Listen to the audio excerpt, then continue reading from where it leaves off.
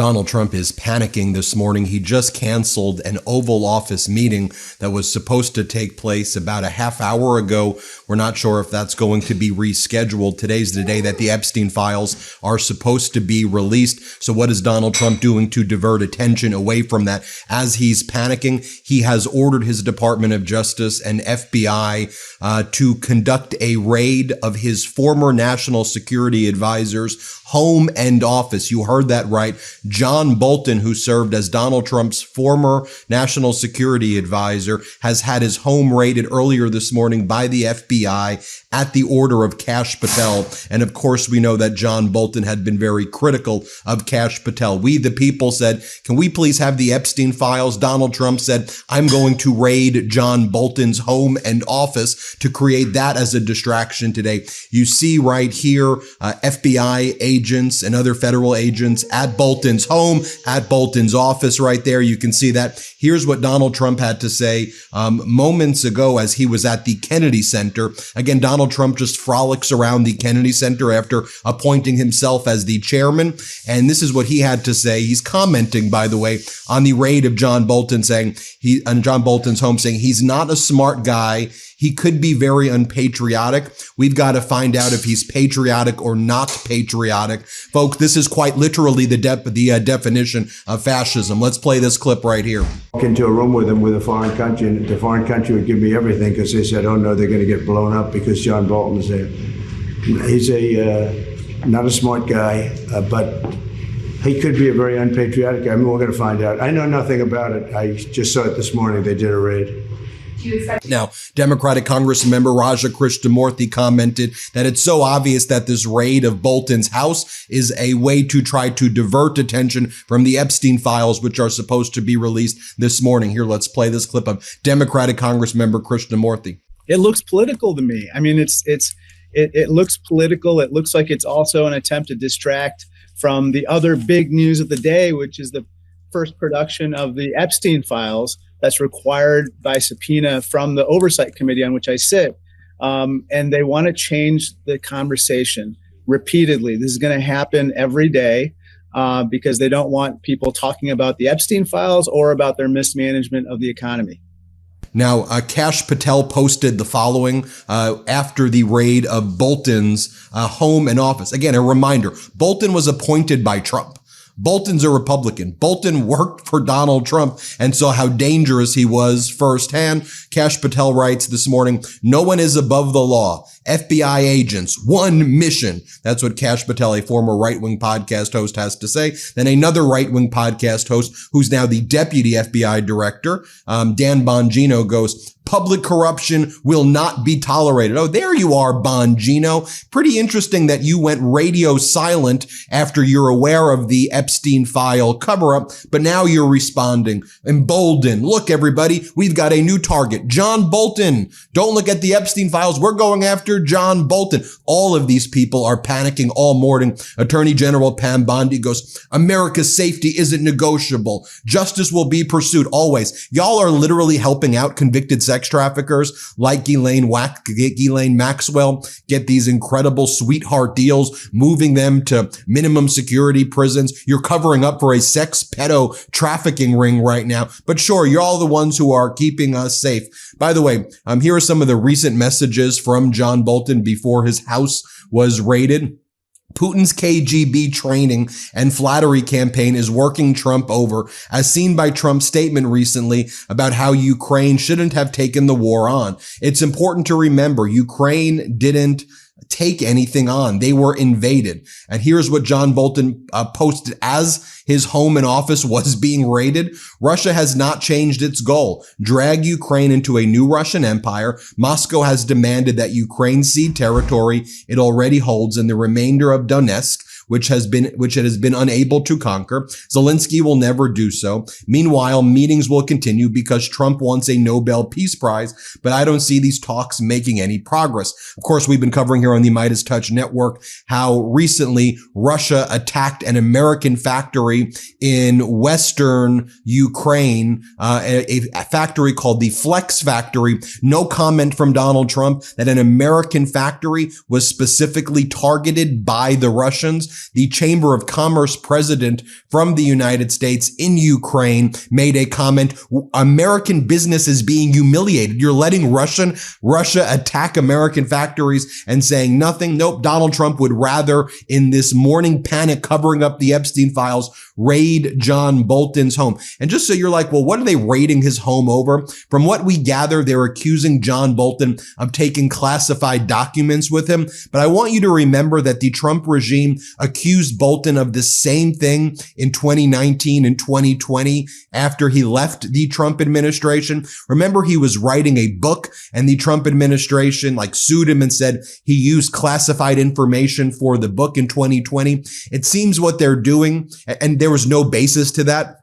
It seems what they're doing now is using those same allegations that they made against him back in 2020 and saying, oh, that's what he's done again. Remember, he had no access during the Biden administration. He had no access to classified information during the Biden administration. So he worked for Trump. They're accusing him of, I believe what this raid is about is more about that book that he wrote back in 2020. But here's what Donald Trump's telling his supporters right now.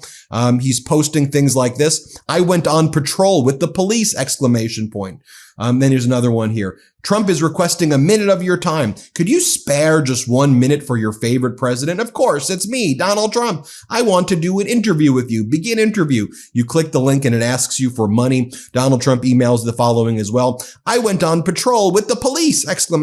From Trump. I went on patrol with the police and the military. And let me tell you, there's good news and there's bad news. I mean, what the hell is going on here? By the way, here's what Donald Trump also said about Bolton. He goes, I could know about it. Maybe I know about it. Maybe I don't know about it. I don't know. I'm the chief law enforcement officer after all. So maybe I do. Maybe I don't know about the raid. Again, this is how mobsters talk right here. Let me show you this clip. Let's play it. They'll brief me, probably today sometime. And Foreign Minister, I tell Pam and I tell the group, I don't want to know about it. Just, you have to do what you have to do. I don't want to know about it. It's not necessary. I could know about it. I could be the one starting it. I'm actually the chief law enforcement officer, but I feel that it's better this way. Donald Trump posting the following as well. The United States is the hottest country anywhere in the world. There's no other country that is even close. And just think, 1 year ago, we were a dead country with no hope of greatness ever again. But that all changed in a November 5th, 2024 landslide. First off, no landslide at all. You didn't even get the majority of voters who voted, didn't vote for you. That's number one. Number two, America's economy was the envy of the world under former President Biden. It no longer is. The dollar has never been weaker relative to other stock markets. The American stock market is performing weaker than global stock markets right now. There's many signs of stagflation. Earlier today, we heard from the chairman of the Federal Reserve, Jerome Powell, who's just said things are actually much worse than we expected. Here's what Jerome Powell said moments ago. Let's play this clip. Because monetary policy can work to stabilize cyclical fluctuations, but can do little to alter structural changes. The labor market is a case in point. The July employment report released earlier this month showed that payroll job growth slowed to an average pace of only 35,000 per month over the past 3 months, down from 168,000 per month during 2024. This slowdown is much larger than assessed just a month ago, as the earlier figures for May and June were revised down substantially. But it does not appear that the slowdown in job growth has opened up a large margin of slack in the labor market, an outcome we want to avoid. The unemployment rate, while edging up in July, stands at a historically low level of 4.2%, and has been broadly stable over the past year. Other indicators of labor market conditions are also little changed or have softened only modestly, including quits, layoffs, the ratio of vacancies to unemployment, and nominal wage growth. Labor supply has softened in line with demand, sharply lowering the break-even rate of job creation needed to hold the unemployment rate constant. Indeed, labor force growth has slowed considerably this year with the sharp fall-off in immigration, and the labor force participation rate has edged down in recent months. Well, but Donald Trump is going around now talking about the National Guard that he has throughout Washington, D.C. He's lying and saying there's never been a week before where there hasn't been a murder in Washington, D.C. That happens not too infrequently. There was a 16-day period about 4 months ago where there wasn't a single murder in Washington, D.C. Also, 79% of D.C. residents say that they are less safe as a result of what Trump is doing. 61 to 70% of D.C. residents say the biggest threat to their lives right now is what Donald Trump is actually doing in D.C. But Donald Trump says even though all of the stats, all of the objective data showed that crime was down in Washington, D.C. to a 30-year historic low, and even though crime is less in Washington, D.C. than all of these red states, especially the red states who are sending National Guard into Washington, D.C., like South Carolina and Mississippi and Ohio and other red states, Donald Trump says fake data, fake news, don't trust any data. I'm the only person with the real numbers. The real numbers out there are the fake numbers. Trump, the lifelong fraud, the felon, the sexual abuser, he's the one who says that only he has the real numbers. Here, play this clip. Congress to give you more control over DC when they return from recess? Look, DC is a miracle what's happened. I mean, they can come up with fake numbers like the mayor's doing. Oh, no, it was going down for 20 years. You didn't live here. You know, have you been mugged? Okay. D.C. was a hellhole, and now it's safe. And in fact, I put out this morning, I said, I hate to say this because it doesn't sound very good, but there have been no murders in D.C. in the last week. That's the first time in anybody's memory that you haven't had a murder in a week. And I think the mayor has to get on the ball because we have a situation, and she's a nice woman, but I'll tell you what, she's got to get on the ball. We have, I don't want to see phony numbers. DC hit an all-time high last year of absolute total crime, and it continued pretty bad.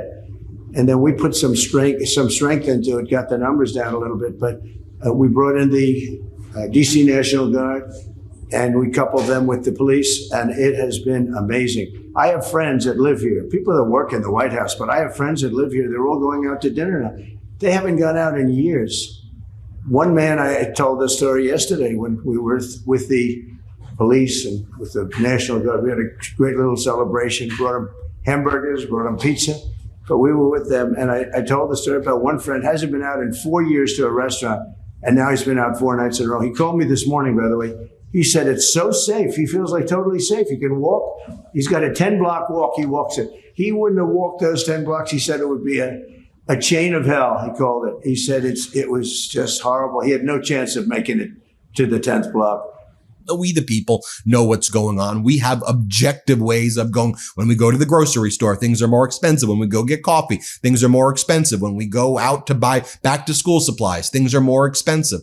Energy costs in our homes, significantly more expensive. So you can try to gaslight us all we want, but we know things are significantly more expensive. But what are the Republicans focused on this morning? What's some of their other messages going out? The MAGA Republican candidate for governor in Virginia, Winsome Earl Sears, she's saying the thing we need to focus about are our young girls who are very vulnerable when they're nude in the locker room. And that's a very big issue. Nude girls in the locker room. That's what they're talking about. And they need to be protected from the transgenders is what she says. That's the number one priority right now for the MAGA Republicans. Here, play this clip. America's this wonderful country. I'm always amazed at how wonderful she is.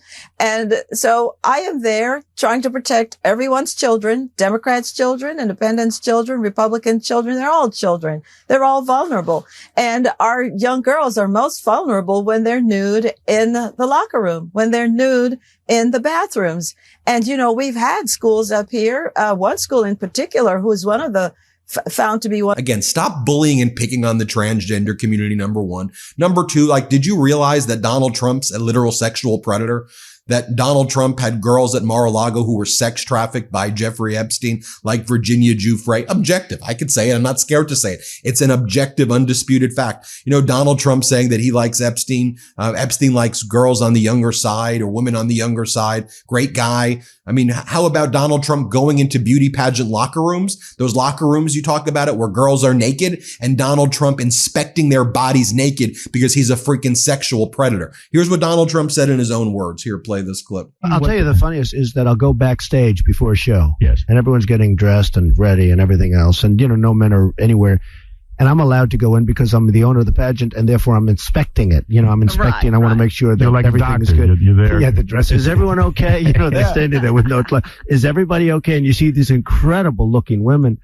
And so I sort of get away with things like that. Well, there you have it, folks. We'll keep you posted every step of the way here on the MeidasTouch Network. If Donald Trump decides he's going to speak this morning, we'll bring that to you live. But this is the latest distraction attempt from the Epstein files. We'll keep you posted every step of the way. Hit subscribe. Let's get to 6 million. Love this video? Support independent media and unlock exclusive content, ad-free videos, and custom emojis by becoming a paid member of our YouTube channel today. You can also gift memberships to others. Let's keep growing together.